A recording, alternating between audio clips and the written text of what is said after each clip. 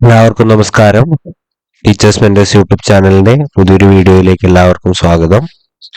ഇന്ന് ഞാൻ നിങ്ങളുടെ മുന്നിൽ എത്തിയിരിക്കുന്നത് SCERT 9ാം ക്ലാസ്സിലെ ഫിസിക്സ് 3ാമത്തെ ചാപ്റ്ററിൽ നിന്ന് PSC ചോദിക്കാൻ സാധ്യതയുള്ള ഏറ്റവും പ്രധാനപ്പെട്ട ചോദ്യങ്ങളുമായിട്ടാണ്. പാഠഭാഗത്തിന്റെ പേര് ചലനവും ചലന നിയമങ്ങളും എന്നാണ്. ഇതിലത്തെ ഓരോരോ ചോദ്യങ്ങളായിട്ട് നമുക്ക് നോക്കാം. ഒരു വസ്തുവിൽ അനുഭവപ്പെടുന്ന ആകെ ബലം അഥവാ പരിണിത ബലം 0 പ്രയോഗിക്കപ്പെട്ട ബലം അറിയപ്പെടുന്നത് സന്തുലിത ബലം എന്നാണ്. ഒരു വസ്തുവിൽ അനുഭവപ്പെടുന്ന ആകെ ബലം അഥവാ പരിണിത ബലം 0 പ്രയോഗിക്കപ്പെട്ട ബലം അറിയപ്പെടുന്നത് സന്തുലിത ബലം എന്നാണ്. നിശ്ചലാവസ്ഥയിലുള്ള വസ്തുക്കളെ ചലിപ്പിക്കാനോ ചലിക്കുന്ന വസ്തുക്കളെ നിശ്ചലമാക്കാനോ കഴിവില്ലാത്ത ബലമാണ് സന്തുലിത ബലം. നിശ്ചലാവസ്ഥയിലുള്ള വസ്തുക്കളെ ചലിപ്പിക്കാനോ ചലിക്കുന്ന വസ്തുക്കളെ നിശ്ചലമാക്കാനോ കഴിവില്ലാത്ത ബലമാണ് സന്തുലിത ബലം എന്ന് പറയുന്നത്. ഒരു വാഹനത്തിനുള്ളിൽ നിന്നുകൊണ്ട് ആ വാഹനത്തെ തള്ളി നീക്കാൻ ശ്രമിച്ചാലോ ഒരു കസേരയിൽ ഇരുന്നു കൊണ്ട് മുകളിലേക്ക് ബലം പ്രയോഗിച്ചാലോ ചലനം സംഭവിക്കുന്നില്ല. കാരണം ആന്തരിക ബലങ്ങൾക്ക് വസ്തുവിനെ ചലിപ്പിക്കാൻ കഴിയില്ല എന്നുള്ളതാണ്. ഒരു വാഹനത്തിനുള്ളിൽ നിന്നുകൊണ്ട് ആ വാഹനത്തെ നമ്മൾ തള്ളി നീക്കാൻ ശ്രമിച്ചാലോ ഒരു കസേരയിൽ ഇരുന്നു കൊണ്ട് മുകളിലേക്കുള്ള ബലം പ്രയോഗിച്ചാലോ ചലനം സംഭവിക്കാത്തതിന് കാരണം ആന്തരിക ബലങ്ങൾക്ക് വസ്തുവിനെ ചലിപ്പിക്കാൻ കഴിയില്ല എന്നുള്ളതാണ്. ചലിച്ചുകൊണ്ടിരിക്കുന്ന ഒരു വസ്തുവിന് നേർരേഖ സമചലനത്തിൽ തുടരുന്നതിന് അസന്തുലിത ബാഹ്യബലത്തിന്റെ ആവശ്യമില്ല. ചലിച്ചുകൊണ്ടിരിക്കുന്ന ഒരു വസ്തുവിന് നേർരേഖ സമചലനത്തിൽ തുടരുന്നതിന് അസന്തുലിത ബാഹ്യബലം ആവശ്യമില്ല. ഏത് ശാസ്ത്രജ്ഞന്റെ നിരീക്ഷണങ്ങളുടെ തുടർച്ചയെന്നോണമാണ് ന്യൂട്ടൺ ചലന നിയമങ്ങൾ ആവിഷ്കരിച്ചത്? Galileo Galilei. ഏത് ശാസ്ത്രജ്ഞന്റെ നിരീക്ഷണങ്ങളുടെ തുടർച്ചയെന്നോണമാണ് ന്യൂട്ടൺ ചലന നിയമങ്ങൾ ആവിഷ്കരിച്ചത്? Galileo Galilei. കുട്ടിയായിരിക്കുമ്പോൾ തന്നെ ഗണിതത്തിലും പ്രകൃതിശാസ്ത്രത്തിലും അതീവ താല്പര്യം പ്രകടിപ്പിച്ചിരുന്നെങ്കിലും പിതാവിന്റെ ആഗ്രഹപ്രകാരം പിസ സർവകലാശാലയിലെ വൈദ്യശാസ്ത്ര വിദ്യാർത്ഥിയായി ചേരുകയും പിസയിലെ ചെരിഞ്ഞ ഗോപുരത്തിൽ വെച്ച് നടത്തിയ പരീക്ഷണത്തിലൂടെ അരിസ്റ്റോട്ടിലിന്റെ വാദഗതി തെറ്റാണെന്നും തെളിയിച്ച ശാസ്ത്രജ്ഞനായിരുന്നു നമ്മുടെ ഗലീലിയോ ഗലീലി. കുട്ടിയായിരിക്കുമ്പോൾ തന്നെ ഗണിതത്തിലും പ്രകൃതിശാസ്ത്രത്തിലും അതീവ താല്പര്യം പ്രകടിപ്പിച്ചിരുന്നെങ്കിലും പിതാവിന്റെ ആഗ്രഹപ്രകാരം പിസ സർവകലാശാലയിലെ വൈദ്യശാസ്ത്ര വിദ്യാർത്ഥിയായി ചേരുകയും പിസയിലെ ചെരിഞ്ഞ ഗോപുരത്തിൽ വെച്ച് നടത്തിയ പരീക്ഷണത്തിലൂടെ അരിസ്റ്റോട്ടിലിന്റെ വാദഗതി തെറ്റാണെന്നും തെളിയിച്ച ശാസ്ത്രജ്ഞനാണ് ഗലീലിയോ ഗലീലി. ഗലീലിയോ ഗലീലി തന്റെ ആദ്യ ശാസ്ത്ര പുസ്തകമായ ദ ലിറ്റിൽ ബാലൻസ് എന്ന കൃതി രചിച്ച കാലയളവ് 1585 to 1592.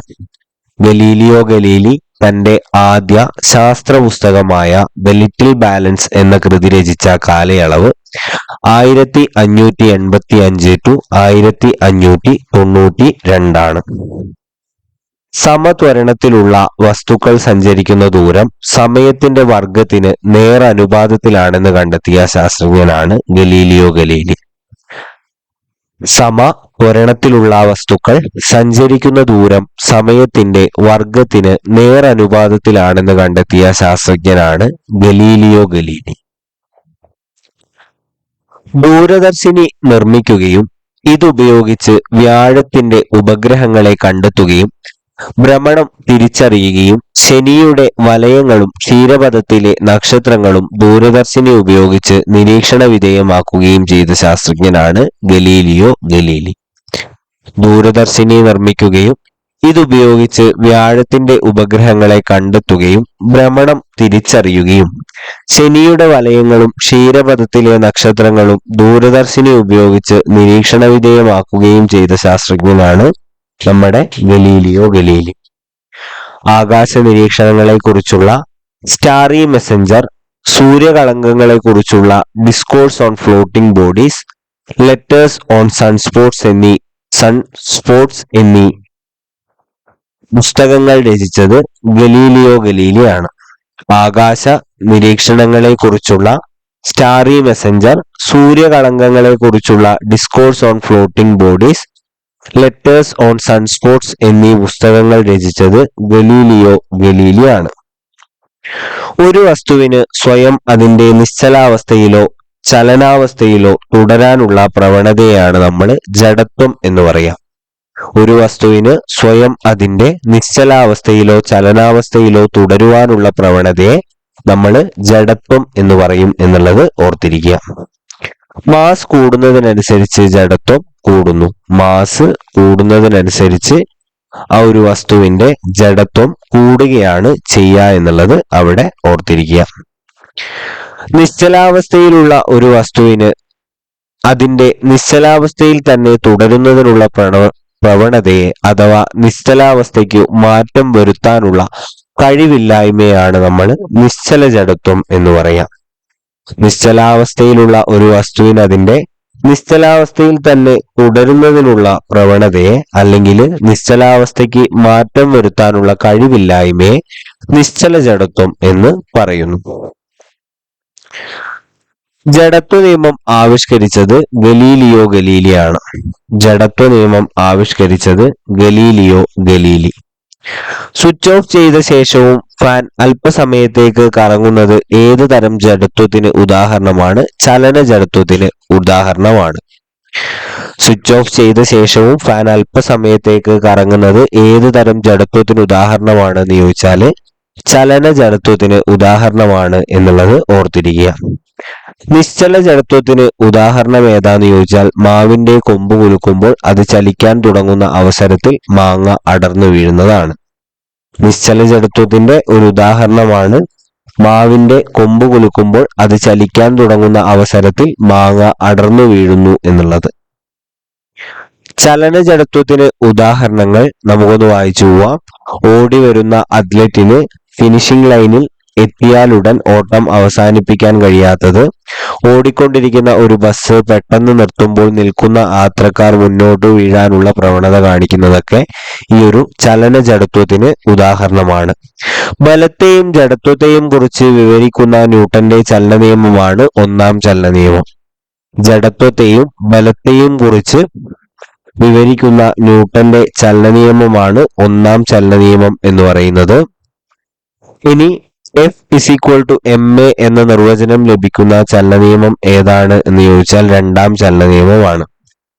F=ma എന്ന നിർവചനം ലഭിക്കുന്ന ചലന നിയമം രണ്ടാം ചലന നിയമം. ബലത്തിന്റെ യൂണിറ്റ് ന്യൂട്ടൺ ആണ്.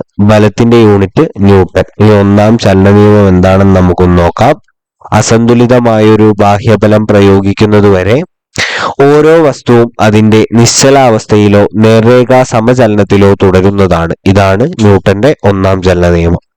ഒന്നുകൂടെ നോക്കാം. ന്യൂട്ടന്റെ ഒന്നാമത്തെ ചലന നിയമം പറയുന്നത് അസന്തുലിതമായൊരു ബാഹ്യബലം പ്രയോഗിക്കുന്നതുവരെ ഓരോ വസ്തുവും അതിന്റെ നിശ്ചലാവസ്ഥയിലോ നേർരേഖാ സമചലനത്തിലോ തുടരുന്നതാണ് എന്നുള്ളതാണ് ന്യൂട്ടന്റെ ഒന്നാമത്തെ ചലന നിയമം.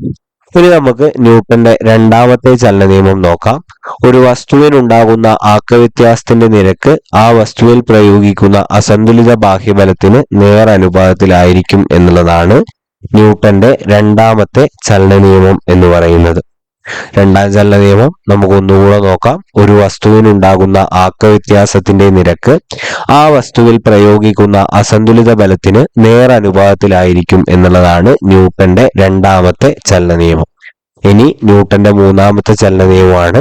അതെല്ലാവർക്കും അറിയുന്നതായിരിക്കും. ഏതൊരു പ്രവർത്തനത്തിനും തുല്യവും വിപരീതവുമായിട്ടുള്ള ഒരു പ്രതിപ്രവർത്തനം ഉണ്ടായിരിക്കും എന്നുള്ളതാണ് ന്യൂട്ടന്റെ മൂന്നാമത്തെ ചലന നിയമം. ഇതോടെ പറയാം, ഏതൊരു പ്രവർത്തനത്തിനും തുല്യവും വിപരീതവുമായിട്ടുള്ള ഒരു പ്രതിപ്രവർത്തനം ഉണ്ടാകും. 1 കിലോഗ്രാം മാസുള്ള വസ്തുവിന് 1 മീറ്റർ/സെക്കൻഡ്² ത്വരണം ഉണ്ടാകാൻ ആവശ്യമായ ബലം 1 ന്യൂട്ടൺ ആണ്. 1 കിലോഗ്രാം മാസുള്ള വസ്തുവിന് 1 മീറ്റർ/സെക്കൻഡ്² ത്വരണം ഉണ്ടാകാൻ ആവശ്യമായ ബലം 1 ന്യൂട്ടൺ. ന്യൂട്ടന്റെ മൂന്നാം ചലന നിയമത്തിന് ഉദാഹരണങ്ങൾ എന്തൊക്കെയാണ് എന്നും നോക്കാം. നമുക്ക് അതൊന്ന് വായിച്ചു പോവാം. തോക്കിൽ നിന്ന് പായുന്ന ഉണ്ട മൂന്നാം ചലന നിയമത്തിന് ഉദാഹരണമാണ്. ജലോപരിതലത്തിലുള്ള തോണിയിൽ നിന്ന് ഒരു വ്യക്തി കരയിലേക്ക് ചാടുമ്പോൾ ആ വ്യക്തി തോണിയിലേക്ക് പ്രയോഗിക്കുന്ന ബലത്തിന്റെ ഫലമായി തോണി പുറകിലേക്ക് നീങ്ങുന്നത് ഈ ഒരു ന്യൂട്ടന്റെ മൂന്നാം ചലന നിയമത്തിന് ഉദാഹരണമാണ്.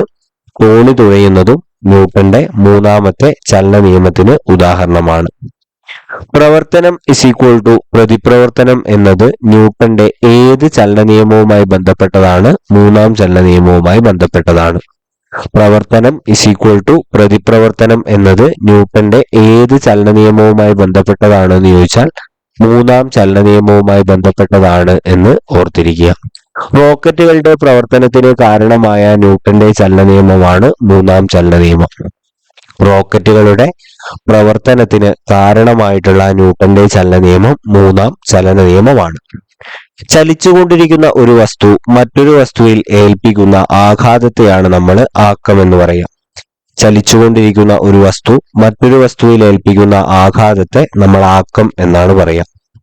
ആക്കം കണ്ടുപിടിക്കാൻ നമ്മൾ ഉപയോഗിക്കുന്ന ഇക്വേഷൻ പ്രവേഗം ഗുണിക്കണം മാസ് എന്നുള്ളതാണ്. ആക്കം കണ്ടുപിടിക്കാൻ നമ്മൾ പ്രവേഗത്തെ മാസ് കൊണ്ട് ഗുണിക്കുകയാണ് ചെയ്യുക. ആക്ക നിയമം ഉപയോഗപ്പെടുത്തുന്ന സന്ദർഭങ്ങൾ ഏതൊക്കെയാണ് എന്ന് നമുക്ക് അടുത്തൊന്ന് നോക്കാം. ക്രിക്കറ്റ് ബോൾ പിടിക്കുമ്പോൾ കൈ പിറകോട്ട് വലിച്ച് ബോളും കൈയും സമ്പർക്കത്തിൽ വരുന്ന സമയം നമ്മൾ ദീർഘിപ്പിക്കും. അത് ഒന്നാമത്തെ ആക്ക നിയമം ഉപയോഗപ്പെടുത്തുന്ന ഒരു സന്ദർഭമാണ്. രണ്ടാമത്തത് ഒരു അഭ്യാസി കൈകൊണ്ട് വളരെ വേഗത്തിൽ വീശി കടുപ്പമുള്ള ഇഷ്ടികകൾ തകർക്കുന്നത് ആക്ക നിയമം ഉപയോഗപ്പെടുത്തുന്ന ഒരു സന്ദർഭമാണ്. ഗ്ലാസ് പാത്രത്തിൽ അടുക്കി വെച്ച പാക്കറ്റുകളിൽ സ്പോഞ്ച് വൈക്കോൽ മുതലായവ നിറയ്ക്കുന്നതും നമ്മൾ ഈ ആക്ക നിയമവുമായിട്ട് ബന്ധപ്പെട്ട് ഉപയോഗിക്കുന്ന ഒരു സന്ദർഭമാണ്. ഇനി ആക്കത്തിന്റെ unit kilogram metre per second ആണ്. ആക്കത്തിന്റെ യൂണിറ്റ് എന്ന് പറയുന്നത് കിലോഗ്രാം മീറ്റർ പെർ സെക്കൻഡ് ആണ് എന്നുള്ളത് മറക്കാതിരിക്കുക. ആക്കം ഏതുതരം അളവിന് ഉദാഹരണമാണ്? സദിശ അളവിന് ഉദാഹരണമാണ്. ആക്കം ഏതുതരം അളവിന് ഉദാഹരണമാണ് എന്ന് നമ്മളോട് ചോദിച്ചിട്ടുണ്ടെങ്കിൽ സദിശ അളവിന് ഉദാഹരണമാണ്. നിശ്ചലാവസ്ഥയിൽ സ്ഥിതി ചെയ്യുന്ന ഏതൊരു വസ്തുവിന്റെയും ആക്കം 0 ആയിരിക്കും. നിശ്ചലാവസ്ഥയിൽ സ്ഥിതി ചെയ്യുന്ന ഏതു വസ്തുവിന്റെയും ആക്കം 0 ആയിരിക്കും.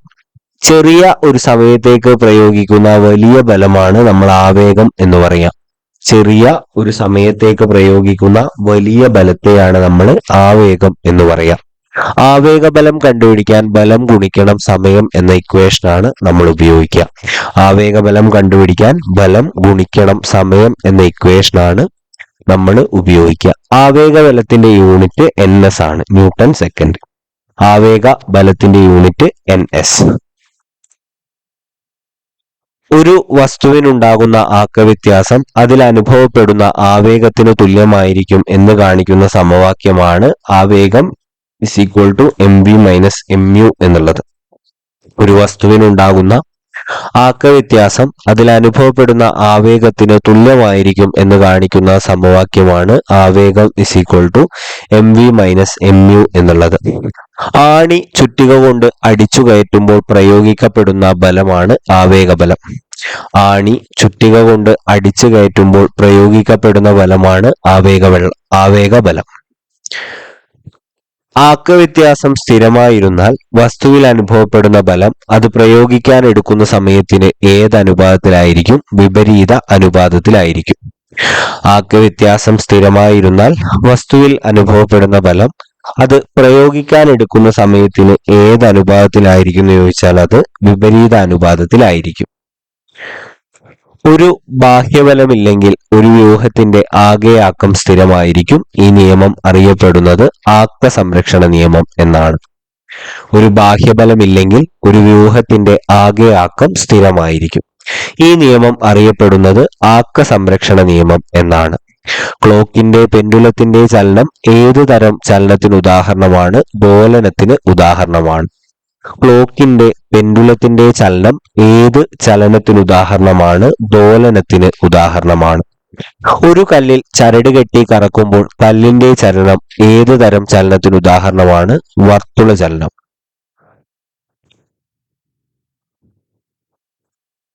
ഒരു വസ്തുവിന്റെ വൃത്തപാതയിലൂടെയുള്ള ചലനം അറിയപ്പെടുന്നത് വർത്തുള ചലനം എന്നാണ്. ഒരു വസ്തുവിന്റെ വൃത്തപാതയിലൂടെയുള്ള ചലനം അറിയപ്പെടുന്നത് വർത്തുള ചലനം എന്നാണ്. വർത്തുള ചലനത്തിലുള്ള വസ്തുവിന് ആരത്തിലൂടെ വൃത്തകേന്ദ്രത്തിലേക്ക് അനുഭവപ്പെടുന്ന ത്വരണത്തെയാണ് അഭികേന്ദ്ര ത്വരണം എന്ന് പറയാം. വർത്തുള ചലനത്തിനുള്ള വസ്തുവിന് ആരത്തിലൂടെ വൃത്തകേന്ദ്രത്തിലേക്ക് അനുഭവപ്പെടുന്ന ത്വരണമാണ് അഭികേന്ദ്ര ത്വരണം. ഒരു വസ്തുവിൽ അഭികേന്ദ്ര ത്വരണം ഉണ്ടാകാൻ ആവശ്യമായ ബലമാണ് അഭികേന്ദ്ര ബലം. ഒരു വസ്തുവിൽ അഭികേന്ദ്ര ത്വരണം ഉണ്ടാകാൻ ആവശ്യമായ ബലം അഭികേന്ദ്ര ബലമാണ്. അഭികേന്ദ്ര ബലവും അഭികേന്ദ്ര ത്വരണവും അനുഭവപ്പെടുന്നത് വൃത്തകേന്ദ്രത്തിലായിരിക്കും. അഭികേന്ദ്ര ബലവും അഭികേന്ദ്ര ത്വരണവും അനുഭവപ്പെടുന്നത് വൃത്തകേന്ദ്രത്തിലായിരിക്കും.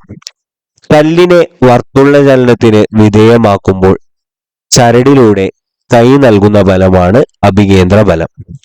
കല്ലിനെ വർത്തുള ചലനത്തിന് വിധേയമാക്കുമ്പോൾ ചരടിലൂടെ കൈ നൽകുന്ന ബലമാണ് അഭികേന്ദ്ര ബലം. വൃത്തപാതയിലൂടെ സഞ്ചരിക്കുന്ന ഒരു വസ്തു തുല്യ സമയം കൊണ്ട് തുല്യ ദൂരം സഞ്ചരിക്കുന്നുവെങ്കിൽ അത് ഏതു തരം ചലനമാണ്? സമവർത്തുള ചലനമാണ്. വൃത്തപാതയിലൂടെ സഞ്ചരിക്കുന്ന ഒരു വസ്തു തുല്യ സമയം കൊണ്ട് തുല്യ ദൂരം സഞ്ചരിക്കുന്നുവെങ്കിൽ അത് ഏതു തരം ചലനമാണ്? സമവർത്തുള ചലനമാണ്. സമവർത്തുള ചലനത്തിന് ഉദാഹരണമാണ് ക്ലോക്കിലെ സെക്കൻഡ് സൂചിയുടെ അഗ്രത്തിന്റെ ചലനം. സമവർത്തുള ചലനത്തിന് ഉദാഹരണമാണ് ക്ലോക്കിലെ സെക്കൻഡ് സൂചിയുടെ അഗ്രത്തിന്റെ ചലനം. നിർബാധം പതിക്കുന്ന വസ്തുവിന്റെ ആദ്യ പ്രവേഗം 0 ആയിരിക്കും. ഒരു വസ്തു നിശ്ചലാവസ്ഥയിലായിരിക്കുമ്പോൾ അന്ത്യപ്രവേഗം 0 ആയിരിക്കും. നിർബാധം പതിക്കുന്ന വസ്തുവിന്റെ ആദ്യ പ്രവേഗം 0 ആയിരിക്കും. ഒരു വസ്തു നിശ്ചലാവസ്ഥയിലായിരിക്കുമ്പോൾ അതിന്റെ അന്ത്യപ്രവേഗം 0 ആയിരിക്കും. ഇത്രയുമാണ് ഈ ഒരു ചാപ്റ്ററിൽ പ്രധാനമായിട്ടും വരുന്ന ചോദ്യങ്ങള്. വീഡിയോ നിങ്ങൾക്ക് ഇഷ്ടമാവുന്നുണ്ട്, ഉപകാരപ്പെടുന്നുണ്ട് എന്നുണ്ടെങ്കിൽ എന്നെ കമന്റ് ബോക്സിലൂടെ അറിയിക്കുക. വീഡിയോ ഇഷ്ടപ്പെട്ടിട്ടുണ്ടെങ്കിൽ വീഡിയോ ലൈക്ക് ചെയ്യുക. ചാനൽ സബ്സ്ക്രൈബ് ചെയ്യുന്ന കാര്യം പരിഗണിക്കുക. അടുത്ത ഒരു വീഡിയോവുമായിട്ട് വരുന്നതുവരെ thank you and have A nice day.